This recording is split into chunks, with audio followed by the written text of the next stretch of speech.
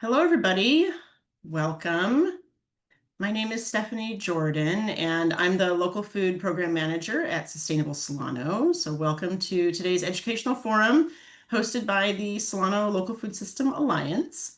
First, I would like to honor and acknowledge the many indigenous tribes who have stewarded the land in Solano County for generations.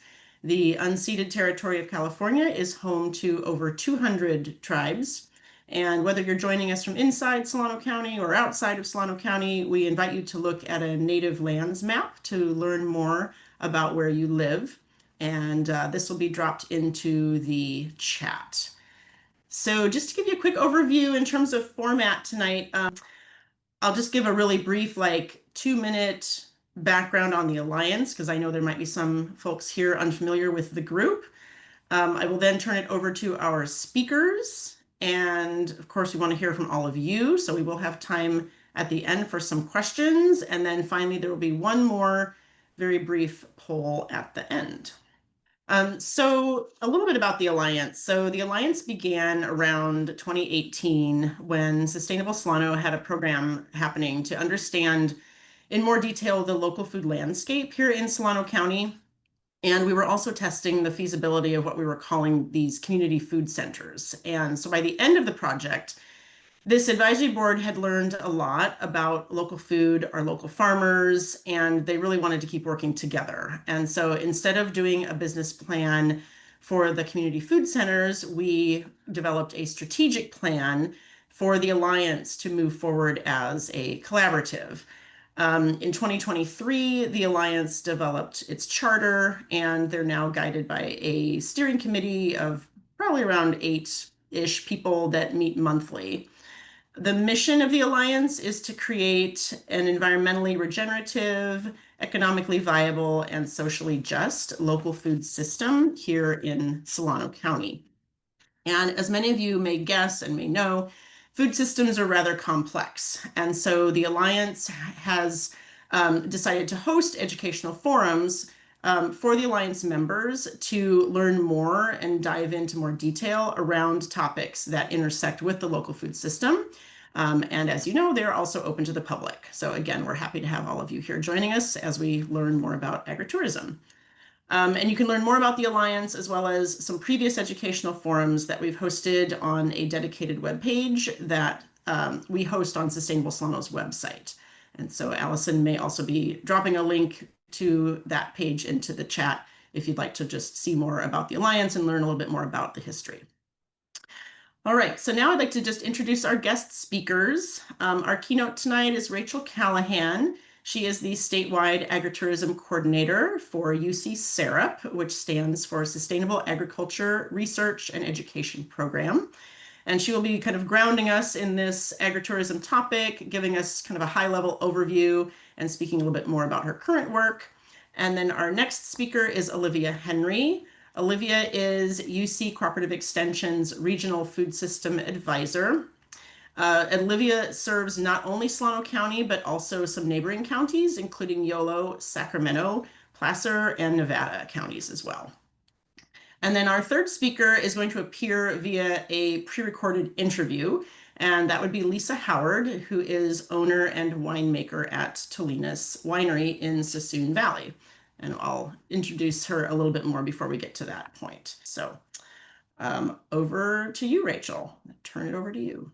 Okay, thank you so much, Stephanie. I really appreciate the opportunity to be here with everyone tonight and share about my work. Okay, confirming that the slides are visible. Great. So once again, hello, I'm Rachael Callahan, the Statewide Agritourism Coordinator. And I just want to point out that the agritourism work that I do is housed within the Sustainable Agriculture Research and Education Program, as Stephanie mentioned. And that's because we really view agritourism as a component of a sustainable food system and a strategy for small farm viability. And I'll be talking more about that throughout these upcoming slides here. So the work that I'm doing as part of the University of California's agritourism efforts is just briefly, I is to provide resources, information, and trainings for all of those involved in California agritourism, and that includes our interested public. And I'm excited to have some of you on this call today, in addition to the farmers and other stakeholders who play a key role in agritourism.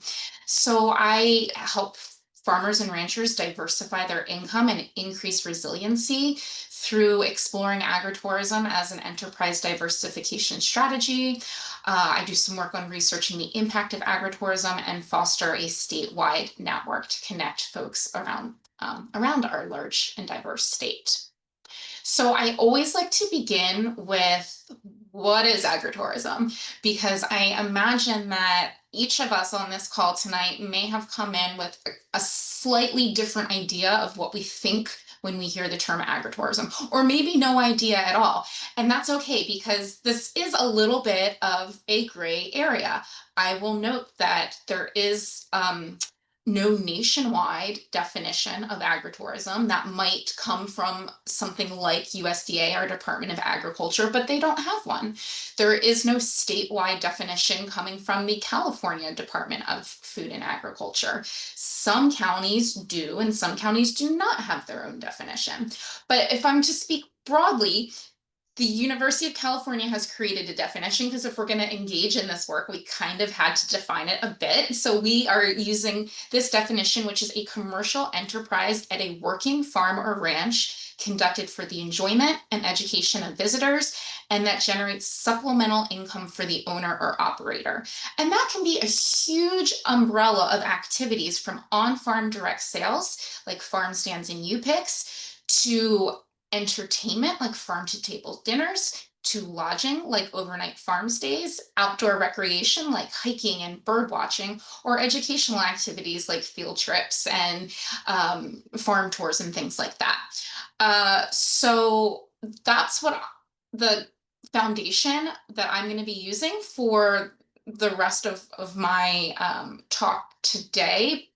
And I'll just say, sometimes definitions are helpful.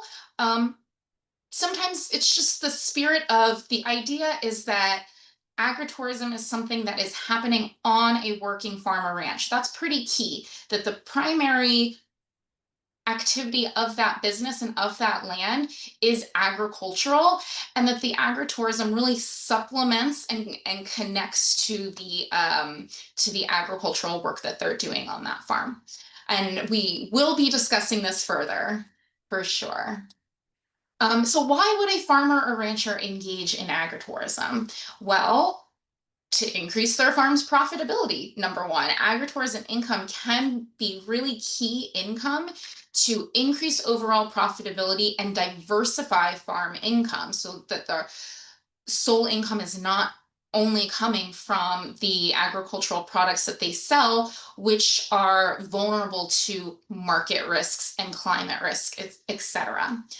Agritourism can also be a really great key way to connect with customers, to sell farm products, and to market products and build the awareness of that farm, and demand for that farm, so that perhaps if they are on a menu at a local restaurant, a consumer is like, I know that farm, I've been there, and they have that really nice connection. Or they might go to chefs and say, hey, do you know about this farm? They've got really great cheese. You should be buying from them. So it can be a really great way to connect that food system. Agritourism can also provide employment for family members, and we've seen examples of agritourism being a way to keep that next generation engaged in agriculture. When we're thinking about succession planning at the family farm level, agritourism can be a way to interest those, that next generation that might not think they're interested in farming, but might have a really strong marketing background, or might be interested in hospitality or education, keeps them engaged in the family farm business. And I think everyone on this call probably knows that our our farmers are aging out, and we're having a really hard time attracting that next generation into the agricultural field, and that's going to be a big issue for our country moving forward. Um, don't know if you could hear the fire truck in the background, my apologies. Agritourism is also a great way for farmers to educate the public and to reach the community and have some community connectedness, which is of benefit for many individual farm owners. So a variety of reasons why a farmer or rancher might branch out into this field. But why agritourism for the public and for our communities at large? So we see that the public is really interested in these authentic experiences, really interested in getting out in nature, doing something, real hands in the dirt. Um, let's be honest, maybe great Instagram pictures, but they want to be out there. Agritourism can also be a key way for the public to access farm products. And we really saw this during COVID-19 when other places to purchase food were either not available or it was a little scary to go into the grocery store, or our food supply chain broke down and made products less available, that the local farm stand or U-Pick became a key place to actually access fresh produce, as well as to be outside in a safe place to recreate or learn.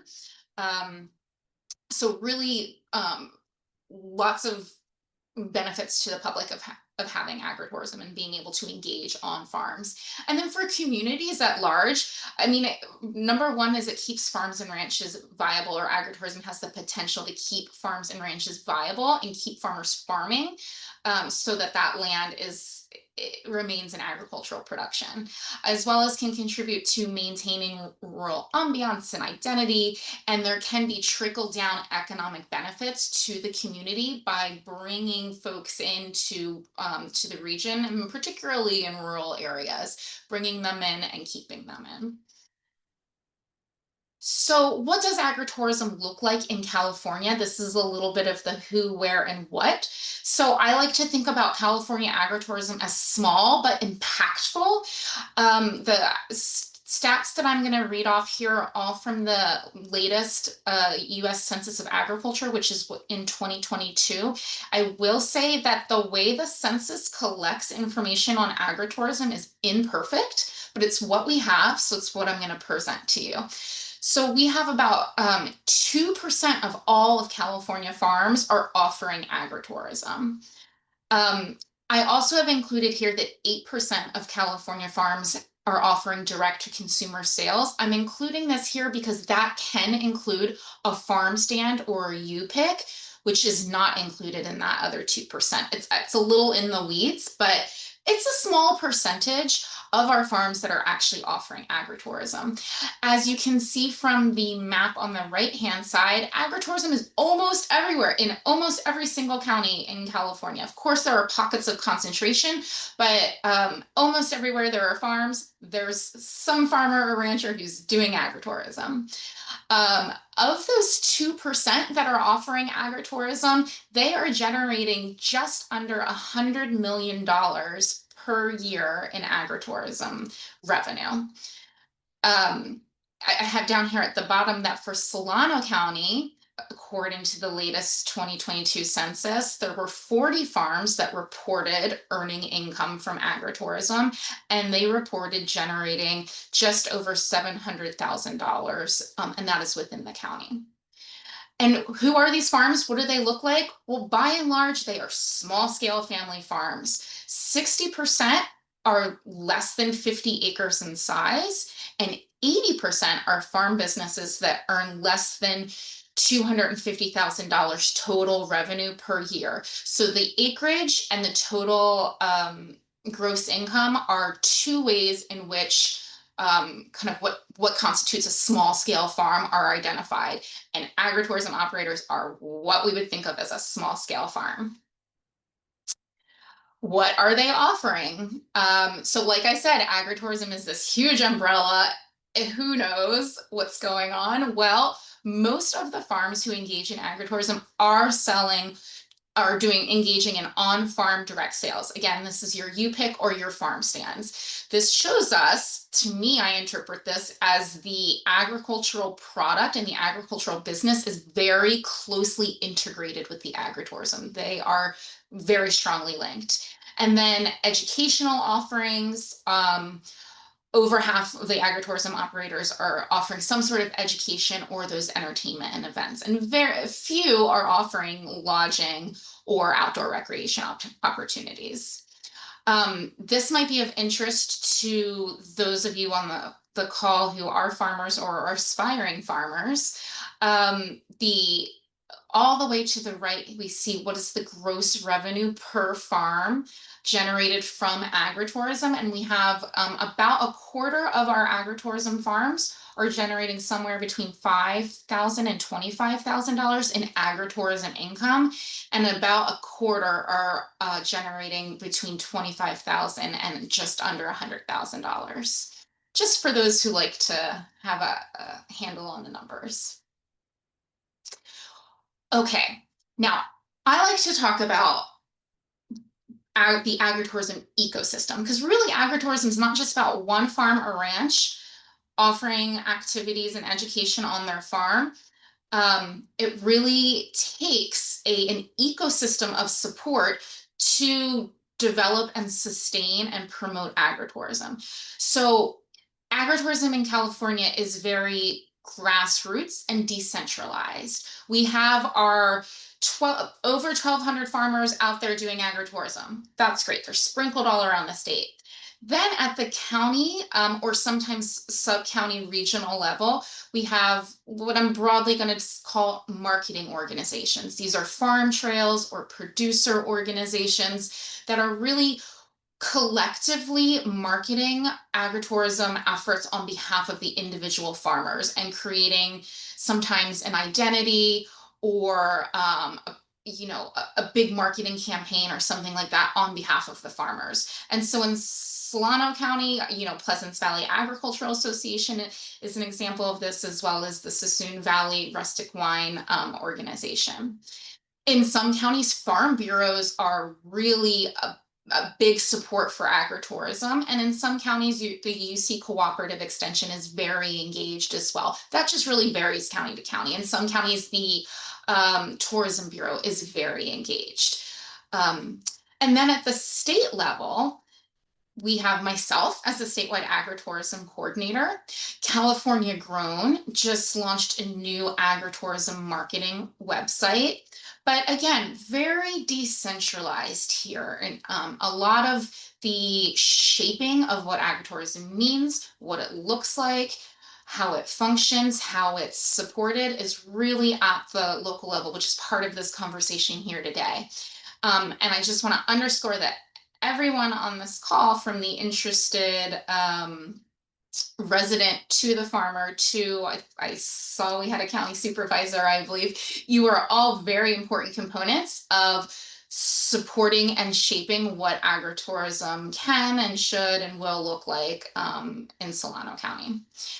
Okay, and then just quickly to point out in terms of regulations, there are currently statewide guidelines for farm stands, how they basically how they should operate, what's allowed, what's not allowed. And then similarly, statewide guidelines for agricultural homestays. And both of those are at the discretion of the county to interpret or adapt as they see fit. And there's also currently a statewide guidelines for low impact camping, which is on the governor's desk to sign. So that could be a third statewide guideline that pertains to agritourism. Okay, I'm almost wrapping up here. I just wanted to briefly touch on the challenges for California agritourism. So in 2019, and granted this was pre-pandemic, the University of California did a survey of agritourism operators here in California, and it was part of a national survey. So you'll see that the top lines, the dark blue, are California responses, and then the light blue bottom lines are national responses. I thought it would be interesting to see how California compares to the rest of the country. So when we asked, what are your biggest challenges? Well, labor and time management came up as the leading challenges. I think any farmer or rancher is going to say that. I think, I don't know, many business owners of all kinds would say that.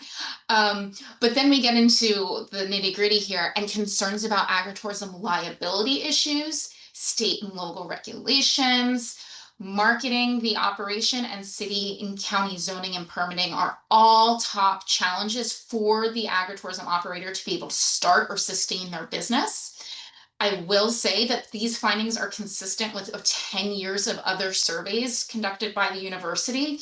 So, it's worth paying attention to these challenges that we are hearing loud and clear from our operators. And particularly the liability and the regulatory and permitting challenges are identified more by California operators than the national average. So I think that, again, is just something we should be paying attention to. And then what have the other stakeholders identified as challenges? These can be county planners, elected officials, tourism bureaus, the public. Again, zoning and permitting, that's a challenge for everybody. Defining agritourism, I already talked about that, but what does it mean?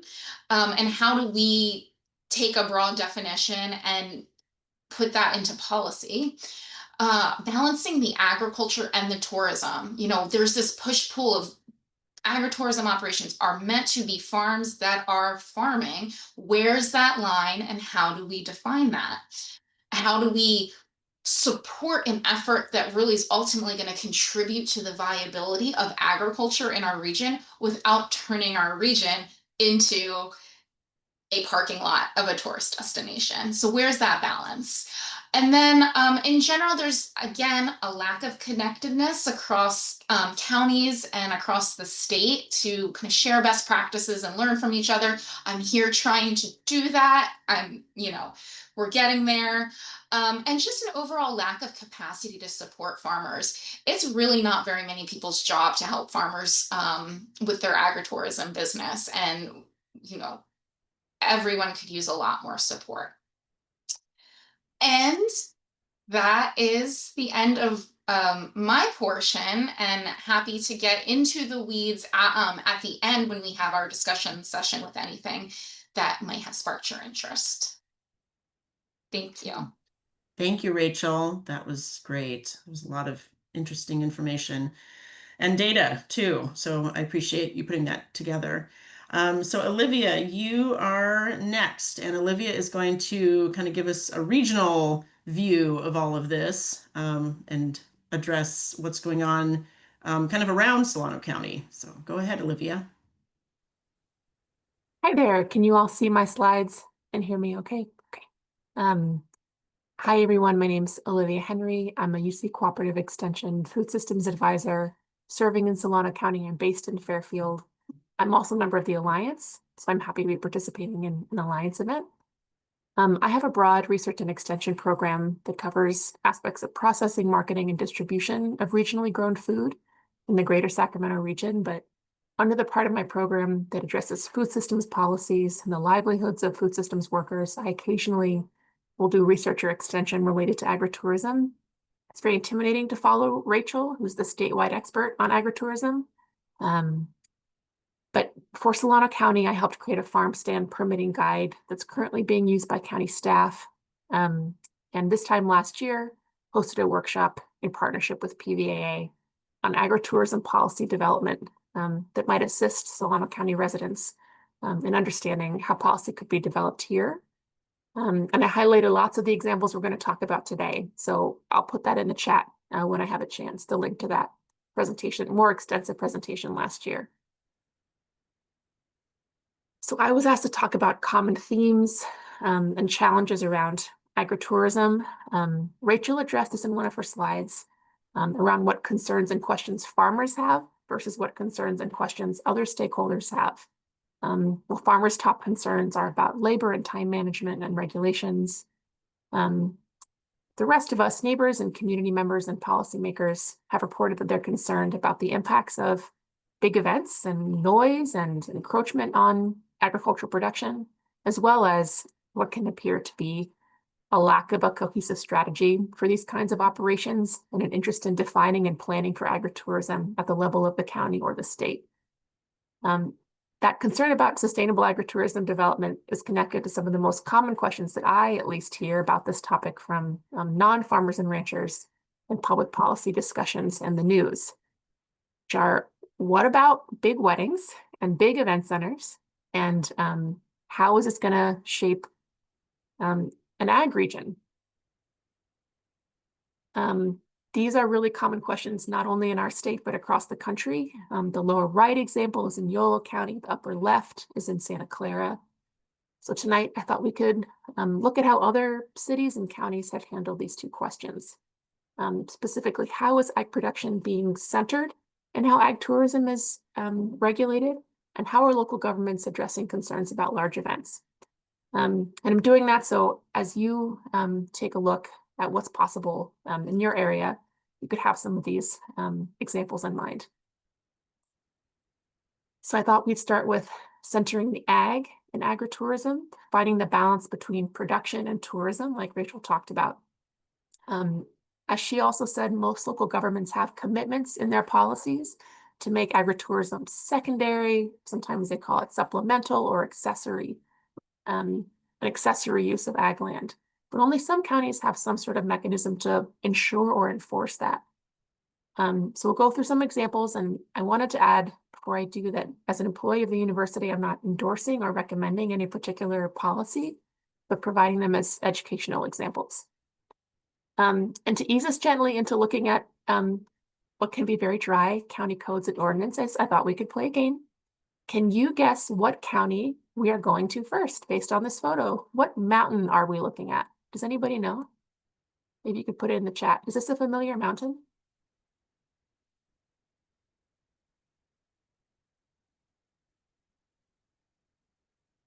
Yeah, we're looking at Mount Diablo. We like see it from the, I think from the other side and what this person is seeing. Yeah, we'll go to Contra Costa first. So you can see here, this is pulled directly from their code.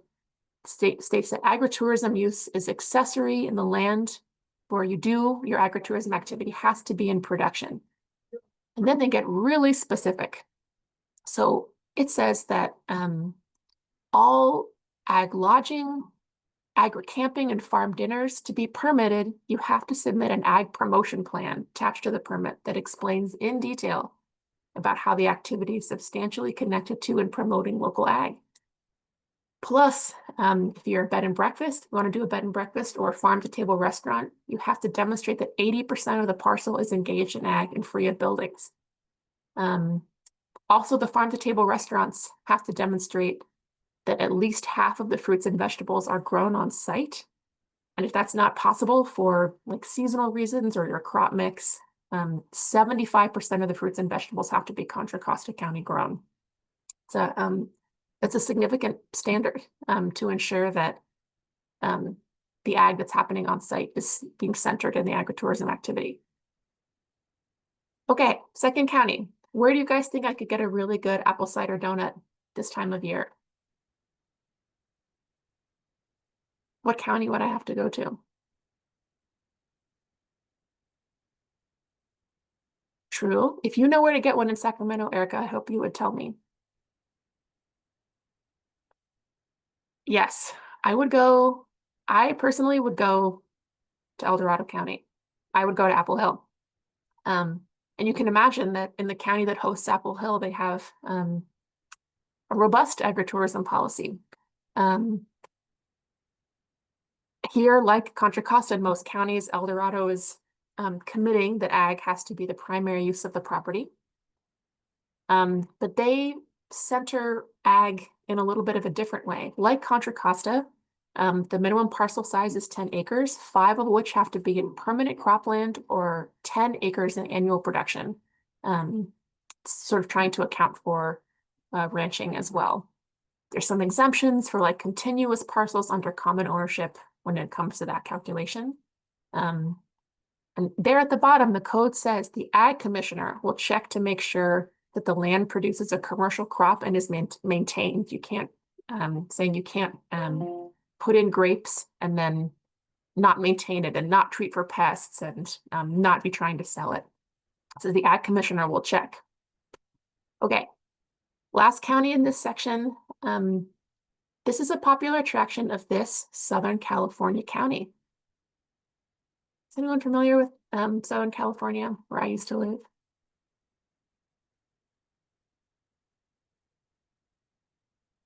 Yeah, a little bit farther north. This hitching post, I believe there's 2 locations, is in coastal Santa Barbara County. Thanks, Rachel. Maybe have you been there? Santa Barbara just passed its agritourism ordinance last year. They're also very clear. Commercial ag should be the primary use of a property seeking an agritourism use. They have a different way of making sure that farmers and ranchers are genuinely doing business on the property. They didn't look at minimum cultivation or cropland or grazing lands like the 2 previous examples. They want to see documentation. They want to see tax documents, sales receipts, invoices, leases, contracts, production records. This is asking for a paper trail of production, which maybe when you're thinking about enforcement of these mechanisms is another way to think about it. So yes, these are some examples of how counties are including mechanisms to make sure that ag is at the center of what agritourism is all about. But again, most counties, I would say many of the counties surrounding us don't have this mechanism. So let's move on to our second leading concern around agritourism, which is the impact of large events like event centers or weddings or festivals. For special events, some cities and counties make this an integral part of their agritourism policy. Other counties have a more generalized events policy that have specific requirements for ag zones. Okay, if you're all warmed up to looking at codes, we'll just jump right in. Let's go back to Santa Barbara, which does something really interesting with events like weddings. Depending on the operator's acreage, the number of attendees and the frequency of events is capped. So between 40 and 320 acres, you could have 50 attendees max at an event like a wedding, and no more than 12 events per year. On acreage between 320 and 1,000 acres, you could have 100 attendees max and 12 events per year. Only if you had 1,000 acres could you hold what I would consider a medium-sized wedding, well, my wedding, with a guest list of around 150 people. That's super big, at least for my mind here. In our setting, acreage equal or more to 5,000 acres, then you could have trail runs and bike races and events with 500 attendees max. Additionally, for this event type, you can't have any new structures or additions, and amplified music is not allowed. So compare that to the ag-centered and ecology-centered educational opportunities that's sort of below that. You can have those events with greater frequency. So this kind of tiered permitting system, I think, is aiming to right size the event scale to the property size and prioritize lower impact uses. In San Diego, their 2020 temporary agritourism community events ordinance draws some even clear lines around event types, saying that youth pick operations, on-site tours, classes, demonstrations, are all allowed activities under that ordinance, and that they're by right, meaning you don't need a permit, but activities have to end at sunset. You have to have torn everything down by sunset. No amplified sound is allowed. Max attendance is 350, but for things like weddings and concerts and carnivals are not considered incidental to primary ag use under this policy, will be considered under a different set of policies, which subject to use permits and a number of other restrictions. So this policy is making really clear that events like weddings will face a much higher barrier to use on ag lands and are not covered under their agritourism definition. So these are just a few examples from around the state, and with the goal of showing that counties and cities have a lot of tools for meeting stakeholders' goals around agritourism use. Santa Barbara's tiered permitting system for different event types and scales, Contra Costa's ag production requirements, and San Diego's sort of limited definitions in their ag tourism temporary events codes.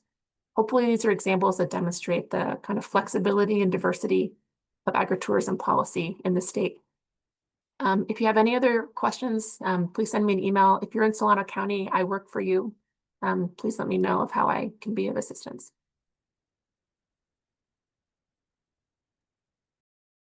Thank you, Olivia. That's great. All right. So our final speaker, as I mentioned, is going to appear via a video. I had a brief 5-minute interview with Lisa Howard on Monday. Lisa is going to give some information on how agritourism started in Sassoon and what it looks like today. We really wanted to have, a word or two from a local producer who is actively doing the agritourism. And unfortunately, Lisa had a conflict and couldn't be with us in person. So this is what we have from her. I'm here with Lisa Howard at Tolenas Winery. Yes. Tell us a little bit about what you have going on here. So this is Tolenas Winery. It's on the property where I grew up as a child, and it is now a small boutique winery where we have guests join us for tastings on the weekends. Awesome. So how did agritourism come about in Sassoon Valley? So Sassoon Valley is this really small region that had growers that have always been farming. It's been a long time ag region, and the diversified farming, fruit trees, grapes, things like that. But in the early 2000s, the market for selling wine grapes completely collapsed. We were unable to sell grapes. We were cutting them on the ground. It was a horrible time in Sassoon Valley. And so the growers came together and said, we have to do something. Otherwise, we're all going to sell out to housing development because we don't have a choice. We can't pay our mortgages. So thankfully, they came together and they created a plan and a vision for ag tourism. And it did look wildly different than other ag tourism plans. I mean, there used to be pumpkin patches and fruit stands here, but they knew it had to be something more. And because a lot of people were growing grapes and they wanted a home for those grapes, they said, we need to make this more of a wine ag tourism place. Okay. So it was kind of a gathering of the minds out of desperation. Got it. And so what does it look like today, agritourism in Sassoon Valley? So we have about 15 wineries. We have 40 or plus grape growers, but we also have a state-of-the-art olive mill that does olive tasting. We have flower farms. We have fruit stands. We have restaurants. We have wellness centers. We have tap rooms. We have a coffee shop. So lots of different things going on in this little slice of heaven. Mm-hmm.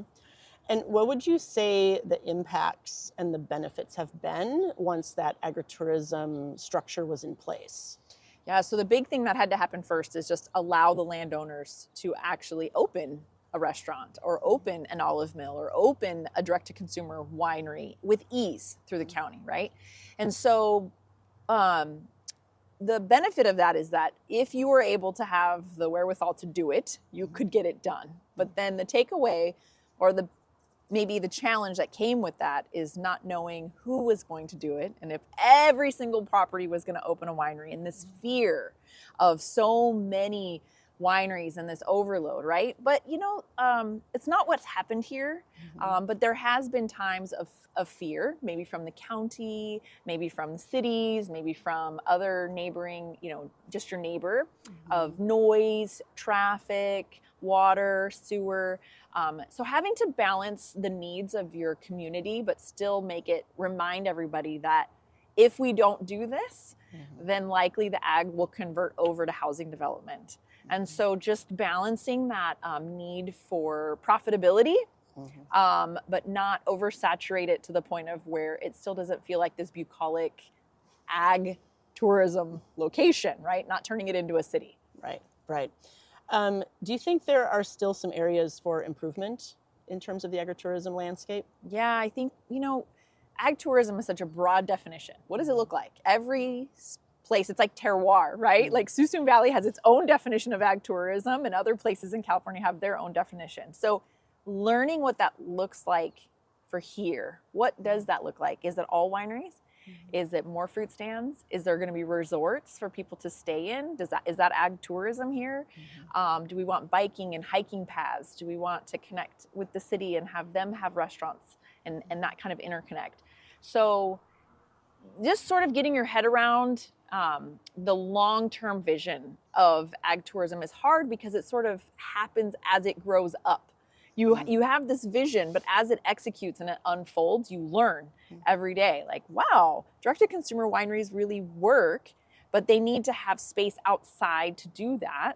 Therefore, you have to allow outdoor tasting, but then it's winter.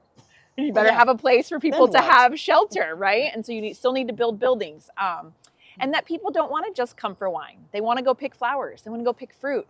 They want to go olive tasting. They want to have a cup of coffee. And so if it's all wine, it's not a full weekend destination. And so being open-minded that these other items that may feel ever so slightly less ag are still part of the whole destination ag tourism. Okay, so you need like a multifaceted agritourism experience, basically. Yes, you know, Apple Hill is not just apples, right? There's lots going on there, right? And so we really had to learn that here too. That and every farmer and every landowner has their own personality, and really they're the stakeholders. They're executing. It's not like you tell them what to do. They have to have whatever's in their heart and express that, right? So every winery looks different. Every little hub is the personality of the owner, and so it's not cookie cutter. Right. Yeah. Awesome. Thank you so much for your time. Oh, you're welcome. Come see us.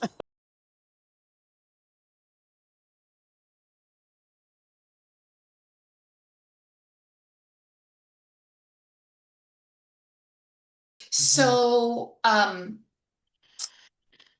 as we heard from our agritourism operators, liability is a leading concern of theirs. So when you open your farm up to the public, you invite them onto your private farmland, that is considered very separate from the business of farming, and from a few key ways. Your farm insurance provider does not see agritourism as the business of farming. So they are very likely your current agricultural policy for your insurance policy for your farm business will not cover agritourism, probably.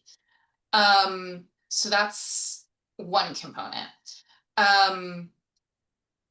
California is one of only 8 states in the country that does not offer legal liability protections to agritourism farmers. Many other states, most states in our country, either through the Department of Ag or the Department of Tourism, have a bill or some sort of policy saying if you are an agritourism farmer, however they define it, and you put up this warning sign with this exact language at this exact font, then you are going to be protected if someone comes on your farm and falls down and hurts themselves. As long as you are,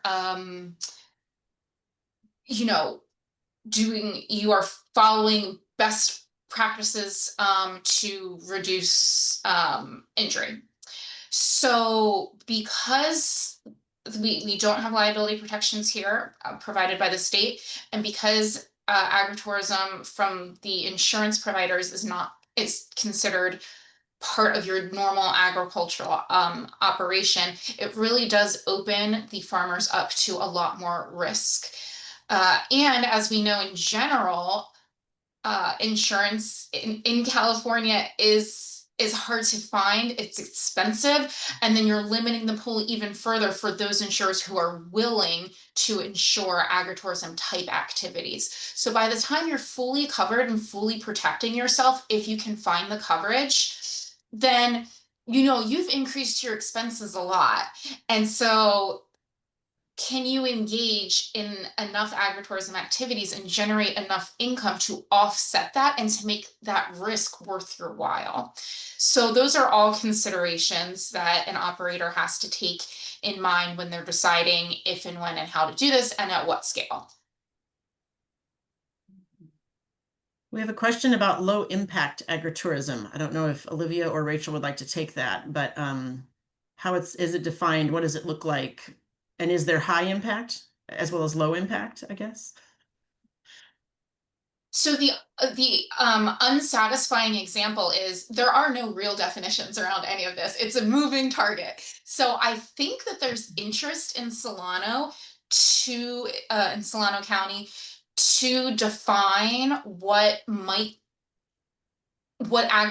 impact agritourism might look like in your community. I don't want to speak out of turn, but I think that is something that is under discussion. And the thing is that each county or even each region has the ability to engage in these conversations and shape what it would look like to define agritourism. So that's like frustrating for me at the statewide level because there's a lot of different definitions and policies out there, but it's empowering to you all on this call as stakeholders to be engaged in the conversation of what do you, Elena, what do you want low impact agritourism to mean and look like?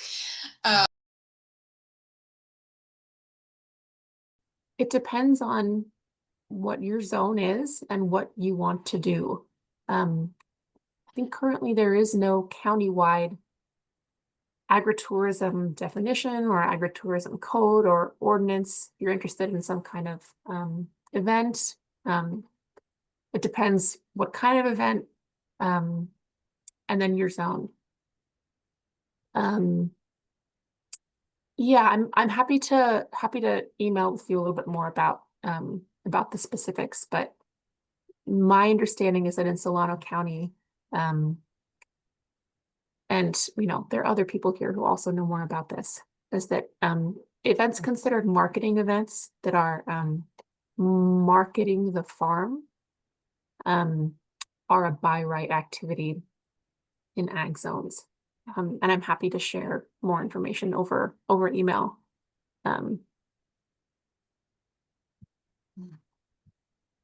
And just as a follow-up, I think one of the reasons that these permitting issues continue to be raised as a challenge is that often there is not a black and white answer. It's so nuanced. It's not always even as simple as what's your zoning. Sometimes are you Williamson Act? Are you don't have coastal zones in Solano, but it can get really very individual. So I think that I've seen a lot of interest in many counties across the state in making the regulatory and permitting requirements more clear and transparent. But right now, it's tricky to know what you can do and how much it's going to cost to do it. And I apologize, but it is sometimes very individual conversations to have. And you're lucky you have Olivia here to help you have those conversations.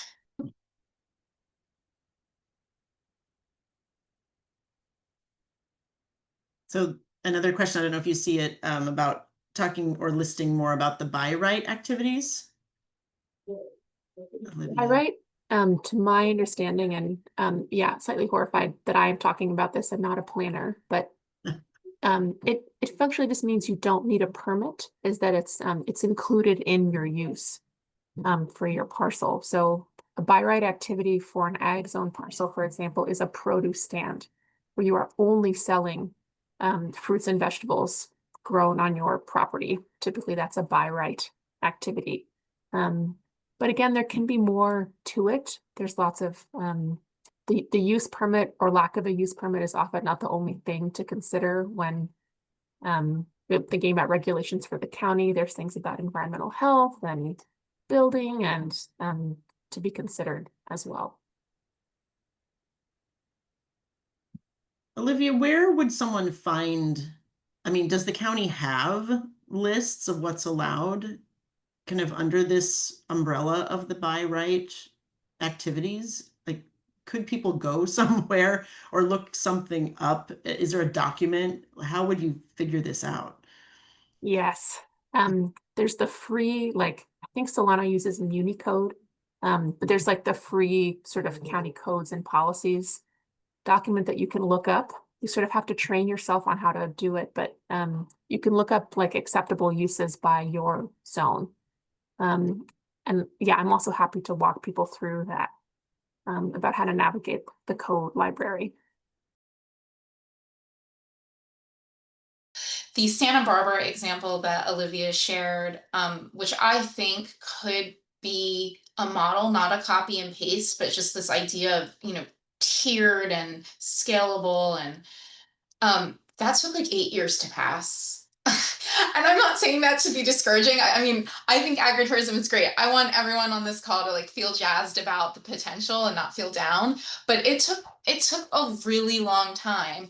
I mentioned the low impact camping bill that's on the government's desk right now. I think this was the second or third time that it was introduced, and it actually, over the time, it had complete bipartisan support from a variety of stakeholders, from outdoor recreation to like the California Farm Bureau Federation to nonprofits. Like, it really had a robust and diverse stakeholder group supporting it and pushing it forward, so that it became clear, like, this actually is a no-brainer. Like, we're all on board, let's do this. It took a long time, but it got there. So I'm just mentioning that as these things require civic engagement and persistence, and to have champions that can be in conversation with the county, so that individual farm businesses don't have to spend all of your time navigating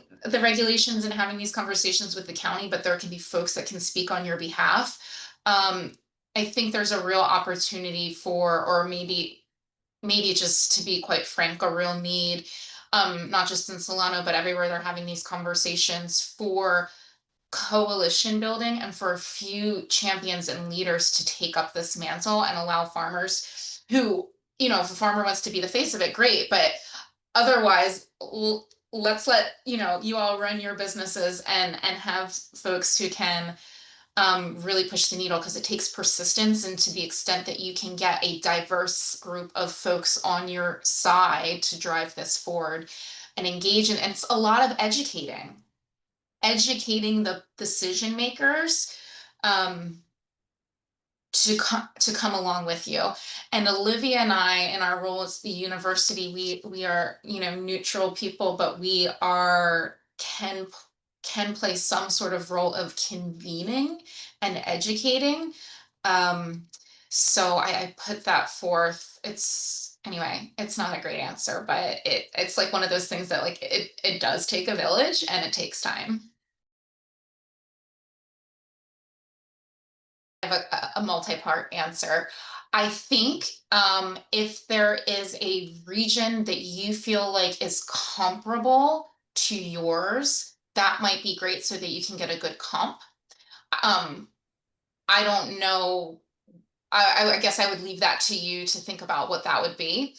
And or a similar type of business to yours. And because of the diversity, of agriculture in the county, I think that would be, just like either a similar type of business to yours or a similar type of agritourism activity that you want to do. I would seek that out. But a generic answer is, I think Sonoma County, I think that they have a diversity of types of agritourism activities that are represented, a diversity of types of agriculture. And many of the businesses there have been in operation for a very long time and have figured some things out. A lot of the examples I provided are new policies. Either they were just created in the past several years or they were just updated. Close to us, El Dorado County just updated its ranch marketing ordinance because it was having such problems with weddings that they said no more by right events. You have to get an administrative permit for it at least. They brought down the number of events from 24 to 12. They made several changes recently, and I wondered if there's some pieces there. The geography of that county has affected the wedding space quite a bit because of the reverberations on the valleys and the hills. shaped a lot of their concerns with limiting recently more of their special events. Well, thank you, everyone.